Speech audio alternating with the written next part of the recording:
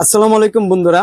অনেক সময় যখন আমরা নতুন ফোন কিনি তখন কিন্তু অরিজিনাল ভাবে আমরা গুগল প্লে স্টোর অ্যাপটি দেখতে পাই। দেখুন আমার ফোনে কিন্তু গুগল প্লে স্টোর অ্যাপটি এখন নেই। আমরা অনেকে কি করি, ভুলে আমাদের গুগল প্লে স্টোর অ্যাপটি আমরা ডিসেবল করে ফেলি, তখন আর ফোনে খুঁজে পাই না। আর এই ধরনের সমস্যা হলে আপনি কি করবেন, সর্বপ্রথম গুগল প্লে স্টোর অ্যাপটি বের করতে চাইলে তাহলে আপনি সেটিংস অ্যাপে ক্লিক করবেন। ওকে, করার পর একটু নিচে যাবেন, যাওয়ার পরে দেখবেন এখানে অ্যাপস দেখাবে। আপনার ফোনটি স্যামসাং হলে এরকম দেখাতে পারে। অ্যাপস এর উপর আপনি ক্লিক করবেন, করার পরে একটু নিচে যাবেন, অথবা এখানে আপনি সার্চ করে গুগল প্লে স্টোর অ্যাপটি বের করতে পারেন।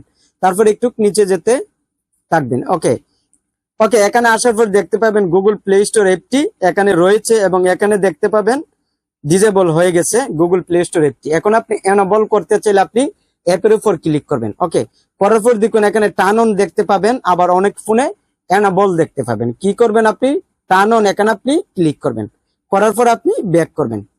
ওকে, ব্যাক করার পর আমরা দেখুন গুগল প্লে স্টোর অ্যাপটি কিন্তু এসে পড়েছে।